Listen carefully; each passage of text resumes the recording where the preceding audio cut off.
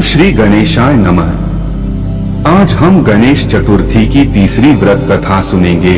भगवान गणेश प्रथम पूज्य देवता हैं। इनके बिना कोई भी काम पूरा नहीं होता। किसी भी को करने से पहले भगवान गणेश जी की पूजन करने से सभी काम सरलता से पूरा होता है। एक समय की बात है कि विष्णु भगवान का विवाह लक्ष्मी जी के साथ निश्चित हो गया। विवाह की तैयारी होने लगी। सभी देवताओं को निमंत्रण भेजे गए, परंतु गणेश जी को निमंत्रण नहीं दिया।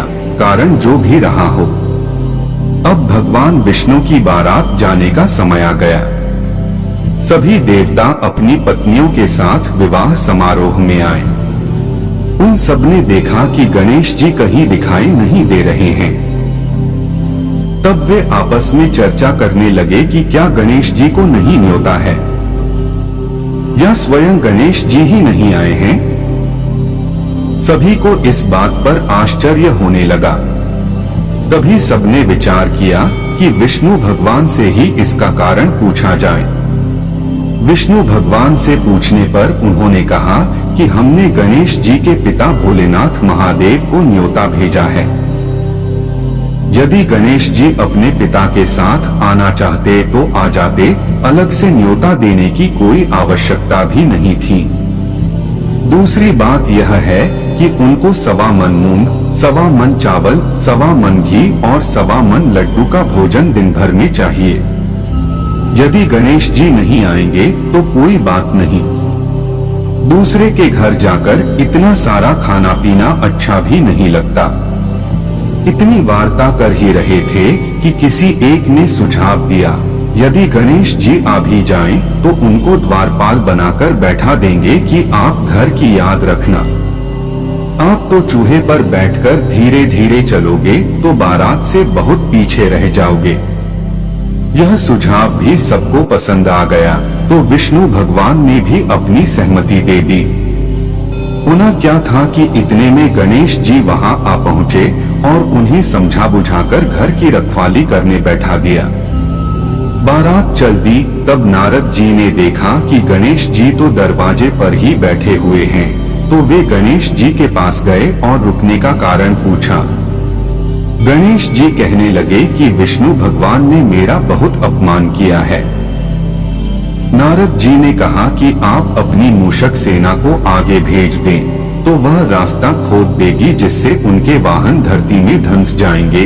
तब आपको सम्मान पूर्वक बुलाना पड़ेगा।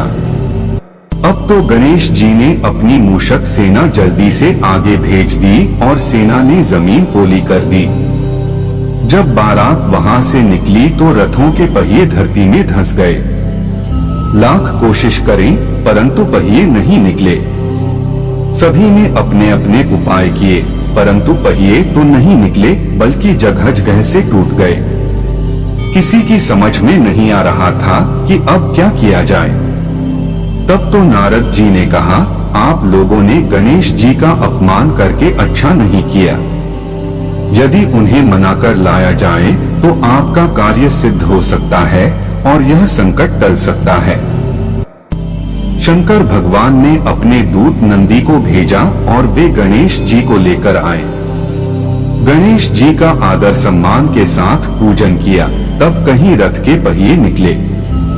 अब रथ के पहिए निकल को गए, परंतु वे टूट फूट गए, तो उन्हें सुधारे कौन। पास के खेत में खाती काम कर रहा था, उसे बुलाया गया। खाती अपना कार्य करने के पहले श्री गणेशाय नमः कहकर गणेश जी की वंदना मन ही मन करने लगा। देखते ही देखते खाती ने सभी पहियों को ठीक कर दिया। तब खाती कहने लगा कि हे देवताओं, आपने सर्वप्रथम गणेश जी को नहीं मनाया होगा और न ही उनकी पूजन की होगी, इसीलिए तो आपके साथ यह संकट आया है।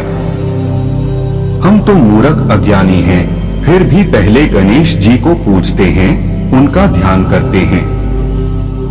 आप लोग तो देवतागण हैं, फिर भी आप गणेश जी को कैसे भूल गए। अब आप लोग भगवान श्री गणेश जी की जय बोलकर जाएं, तो आपके सब काम बन जाएंगे और कोई संकट भी नहीं आएगा। ऐसा कहते हुए बारात वहां से चल दी और विष्णु भगवान का लक्ष्मी जी के साथ विवाह संपन्न करा के सभी सकुशल घर लौट आए।